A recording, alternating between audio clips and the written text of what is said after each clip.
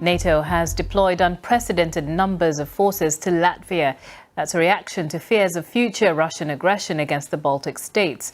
Once part of the USSR, Latvia is now an independent country in the European Union, whose government has expressed staunch support for Ukraine. But its close cultural ties to Russia is causing concern for the Latvian government. More than a quarter of Latvia's population identifies as Russian. The number of civilians signing up to Latvia's National Guard has tripled since the beginning of the war in Ukraine. Students, artists and engineers are picking up guns. Sites like this have been consigned to Latvia's history. This ghost town was a Soviet base on the edge of Europe, and now it's being used to prepare the next generation of European soldiers.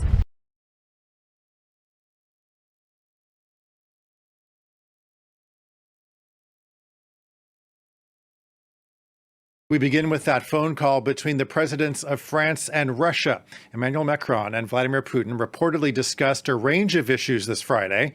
The Elysee Palace says that President Macron expressed safety concerns about Ukraine's Zaporizhzhia nuclear power plant. The plant is under the control of Russia, and Moscow and Kyiv are trading accusations over who's to blame for explosions near the site. For his part, Putin was said to have warned of a catastrophe at the facility. Also, Putin has apparently agreed to allow access by experts from the International Atomic Energy Agency to the site.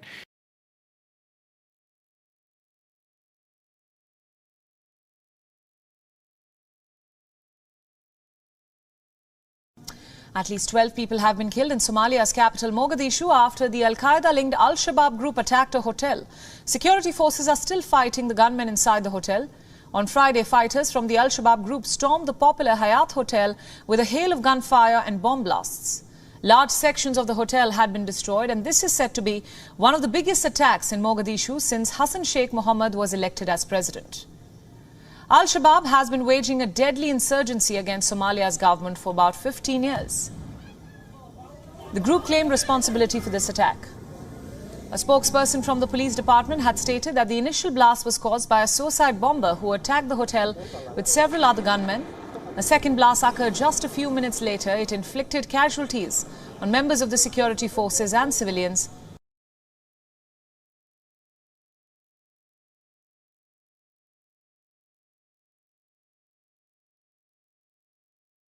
Behind his black mask, Al-Shafi al-Sheikh listens, expressionless, as the judge delivers his verdict. The Islamic State group militant is being handed 8 life sentences for the murder of 4 Americans, including journalist James Foley in 2014. Al-Shafi al-Sheikh is one of the 4 so-called Beatles of the Islamic State group, labelled as such because of their British accents and appearances. The cell specialised in capturing, torturing and executing Western hostages in Syria, with al-Sheikh's trial bringing to light the atrocities committed by the group. Arrested in 2018 by Syrian Kurdish forces, he was transferred to the United States along with Alexander Kote, another member of the Beatles.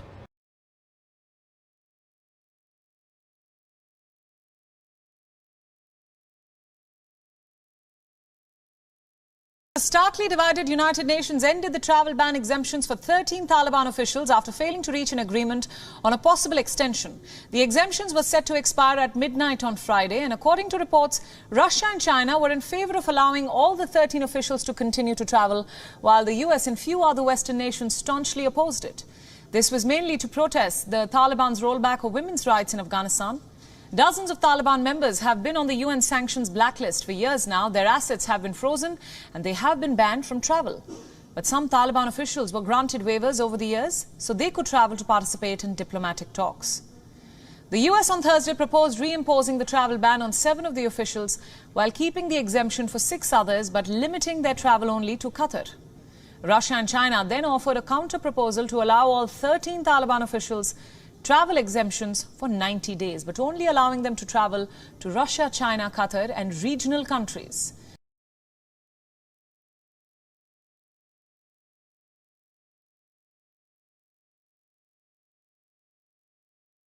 Taiwan media on Friday reported that 21 warplanes and 5 naval ships from China were tracked around the country.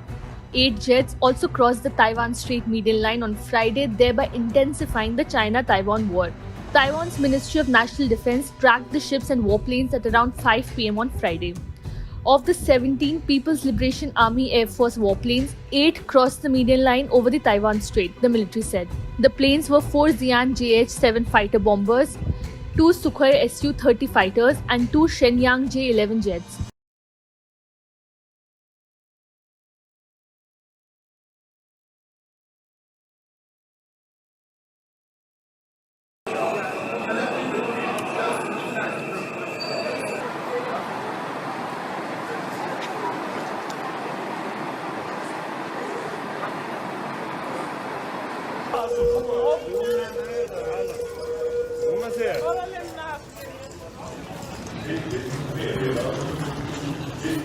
Genom närmaste utgång.